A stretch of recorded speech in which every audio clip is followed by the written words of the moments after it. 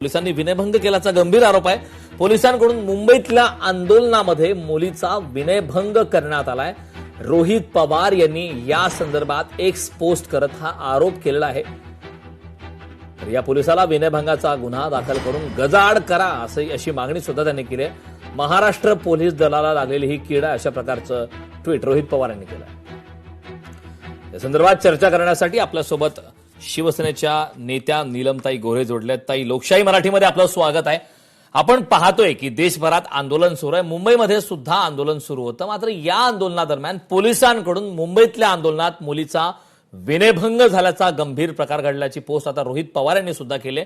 या संदर्भात आपली काय पहिली प्रतिक्रिया आहे? काल सगळ्यात प्रथम वाहिन्यांवरती त्याचं दृश्य आलेलं आहे त्यामध्ये, आणि एक दिसतंय की त्या मुलीला ऑलरेडी कोणीतरी ती गर्दीत अडकलेली आहे आणि तिला पकडलेलं आहे कोणी, आणि हा पांढऱ्या वेशातला तो पोलीस आहे की नाही आपल्याकडे आता चौकशीतून स्पष्ट होईल।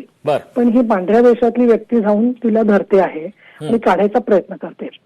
माझी माननीय मुख्यमंत्र्यांकडे मी तसं कालच या संदर्भामधलं निवेदन करणार होते। मी स्थानिक महिला पत्रकारांना सांगितलं होतं की त्या मुलीची स्वतःच तक्रार किंवा निदान काय म्हणणं झालं ह्या संदर्भामध्ये काही असेल माहिती कळवा, मी स्वतः त्यांच्याशी बोलते आणि तक्रार तिची आपण घेतलीच पाहिजे, चौकशी झाली पाहिजे या व्हिडिओची, आणि त्याचा हेतू अशा पद्धतीने मुलीला धरणं ते एकदमच अयोग्य आहे, बेकायदेशीरच आहे।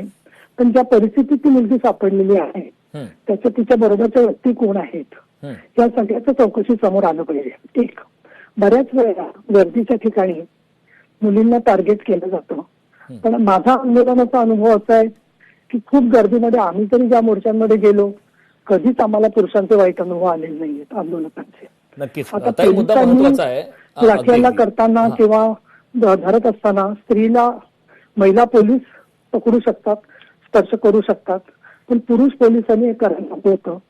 पण चौकशीमध्ये स्पष्ट होईल की तो कोणाला सोडवण्याचा प्रयत्न करतोय का, आणि त्याला थोडं प्रसंगावादन नसेल किंवा त्यांनी महिलेला ज्या पद्धतीने धरलेलं आहे व्हिडिओमध्ये आणि त्या तिथल्या पोलीस स्टेशनची चौकशी केली की ती सगळी माहिती समोर येणार आहे।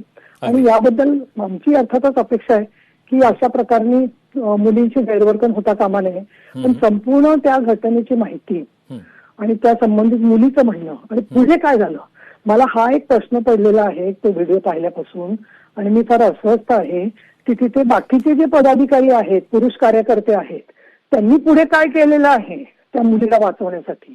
तो व्हिडिओ आपण पाहिला, द्रौपदीचं वस्त्रहरण करण्याचा प्रयत्न चाललाय समाजातून आणि एका अजून या पांढऱ्या वेशातल्या व्यक्तीकडून किंवा कथित तुम्ही म्हणत असाल तसं पोलिसाकडून, पण उरलेला मॉब त्या मुलीच्या बद्दल काय करतोय की ज्यांच्यावरती विश्वास ठेवून ती मुलगी त्या मोर्चामध्ये गेलेली आहे, या सगळ्या गोष्टी समोर आल्या पाहिजेत।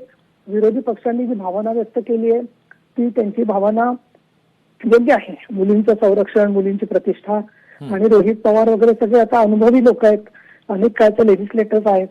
मला असं वाटतं की तिथले जे प्रत्यक्षदर्शी आहेत त्यांच्याकडून ही माहिती घ्यावी, तो पोलीस त्यांच्या माहितीचा असेल तर अजून आपली चौकशी सोपी होईल।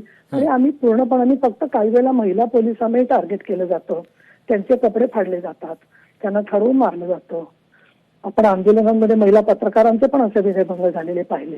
तर ही जी समूहाची भूमिका असते ती अत्यंत चुकीची आहे असं मला वाटतं, आणि म्हणून मुलींनी त्या ठिकाणी समोर यावं आणि काय घडलंय ते समोर सांगावं, इन कॅमेरा सांगावं, जेणेकरून त्यांची अपप्रसिद्धी होणार। अगदी ताई, आपला मुद्दा लक्षात आला, खूप खूप धन्यवाद। आपण लोकशाही मराठीशी संवाद साधला त्याबद्दल। नंतर आपल्यासोबत